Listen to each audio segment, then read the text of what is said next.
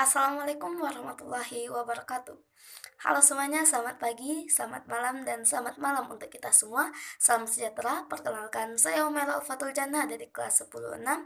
Saya membuat video ini untuk memenuhi nilai tugas kimia saya, yaitu materi tentang hukum dasar kimia dengan guru pengampu Pak Nainggolan. Sebelumnya selamat menonton, sebelumnya saya ucapkan selamat menonton. Jaga hukum dasar kimia.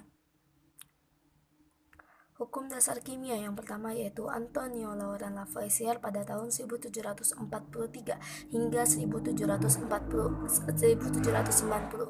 yang menciptakan hukum konservasi massa, yaitu massa zat sebelum reaksi adalah sama dengan massa zat hasil reaksi. Yang kedua, Joseph Louis Proust yaitu pada tahun 1754 sampai 1826 yang menciptakan hukum perbandingan tetap. Perbandingan massa unsur-unsur penyusun suatu senyawa adalah tetap tidak tergantung pada asal-usul senyawa tersebut.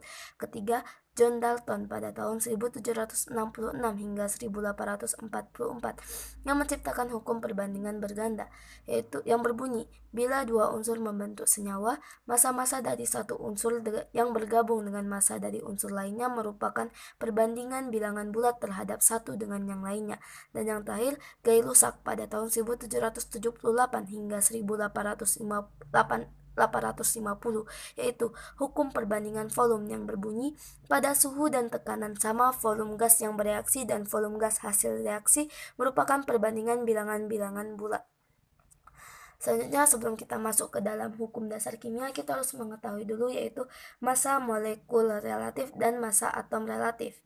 Massa molekul relatif merupakan perbandingan antara massa satu molekul unsur atau senyawa dan setengah massa satu atom C12. Cara matematis dirumuskan yaitu massa molekul relatif, yaitu X sama dengan massa satu molekul X per 1/12 dikali massa satu atom C12. Kedua, massa atom relatif.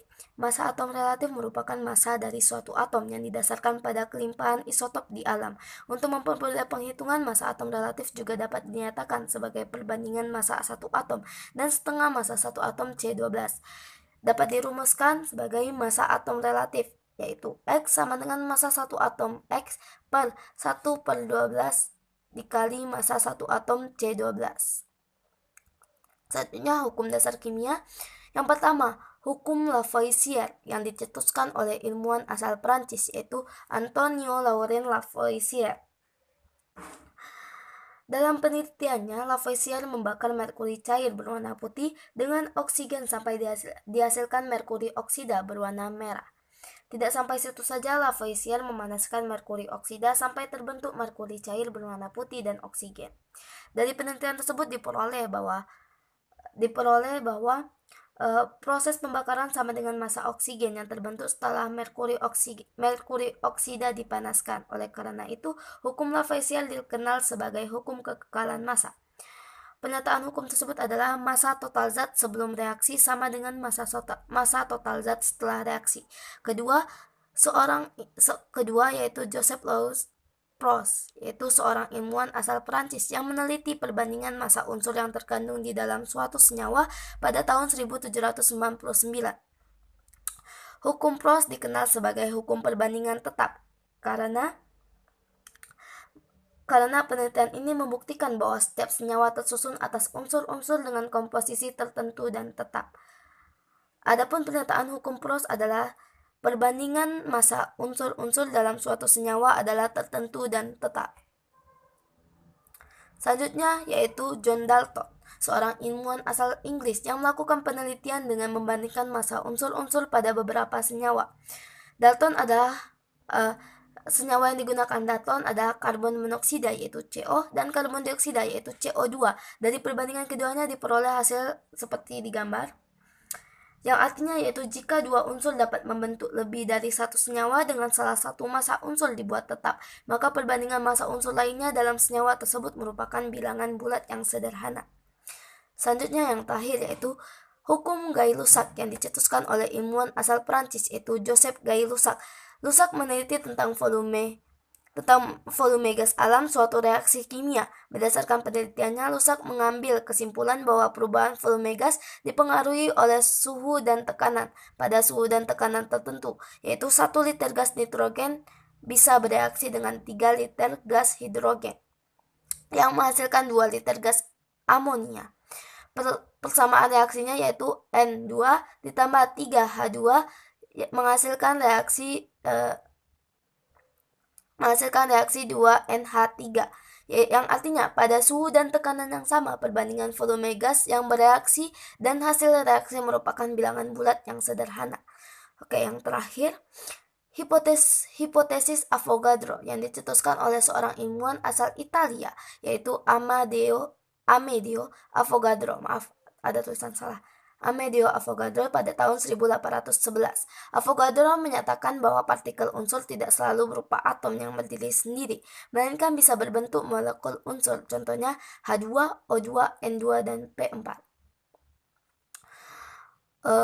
Membuat hipotesis yaitu pada suhu dan tekanan yang sama, perbandingan volume gas yang volumenya sama memiliki jumlah molekul yang sama pula.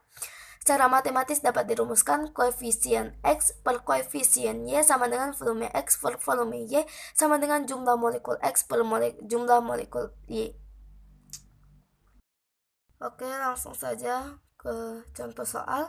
Yang pertama, hukum Lavoisier. Besi bermassa 21 gram direaksikan dengan belerang sehingga membentuk 33 gram besi belerang.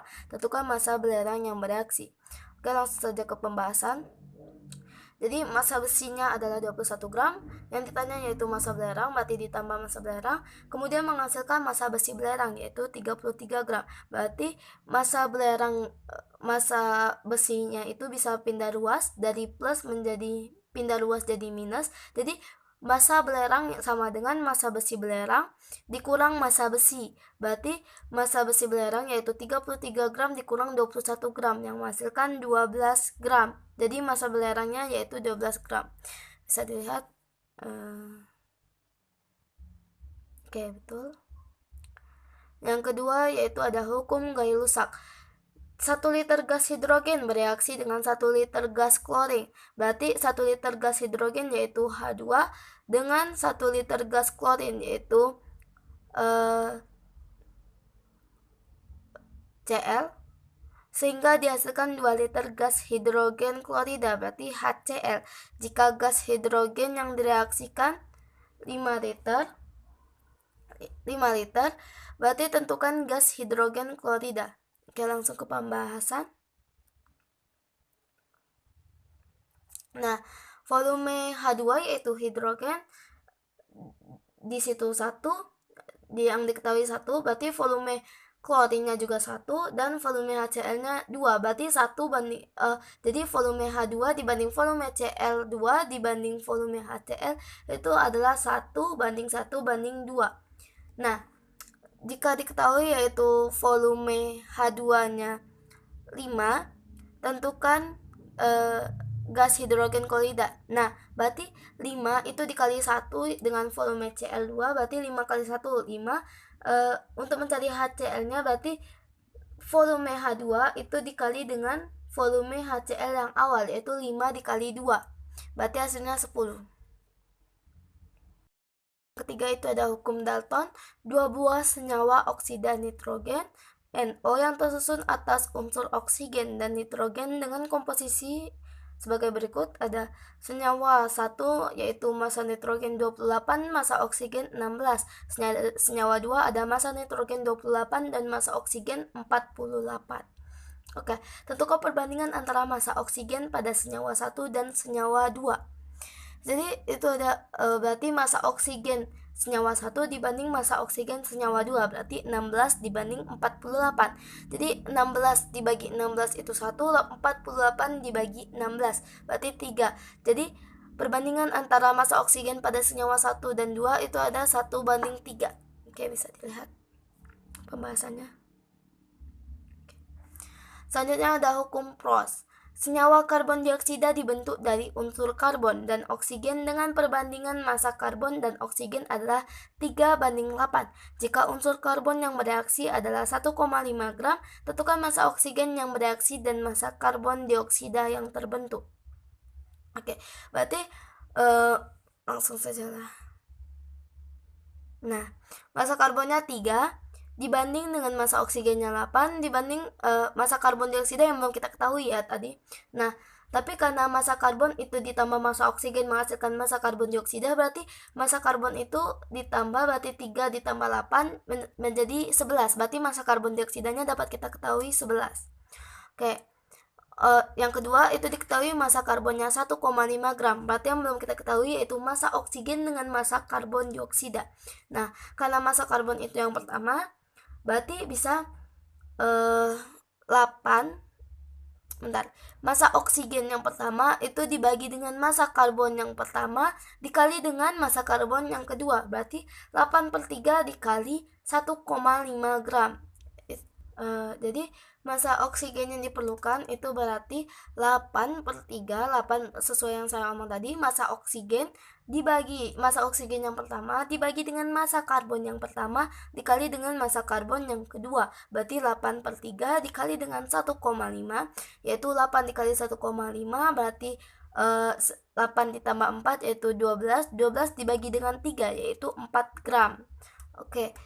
Kedua yaitu masa karbon dioksida dapat dibentuk, yaitu berarti masa karbon dioksida yang pertama dibagi dengan masa karbon yang pertama dikali dengan masa karbon yang kedua. Berarti 11 dikali 1,5 itu bisa 11 ditambah dengan 55 5,5 berarti 16,5 dibagi dengan 3 yaitu 5,5 gram. Oke. Jadi masa karbon dioksida sama dengan masa karbon ditambah masa oksigen, berarti 1,5 gram ditambah 4 gram yaitu 5,5 gram. Oke. Jadi masa oksigen yang bereaksi dan masa karbon dioksida yang terbentuk berturut-turut adalah 4 gram dan 5,5 gram. Oke, bagaimana menurut kalian tentang video tadi? Mungkin masih banyak kesalahan dalam video tersebut karena saya juga masih dalam proses pembelajaran. Tapi mungkin kalian bisa mengambil tentang pembelajaran-pembelajaran yang sudah saya bahas tadi dan mungkin itu bakal masuk ke dalam pemahaman kalian ya. Oke, mungkin sampai di situ saja video pembelajaran saya. Sampai saya akhiri, jika ada salah saya minta maaf. Saya tutup. Wassalamualaikum warahmatullahi wabarakatuh. Di sini sudah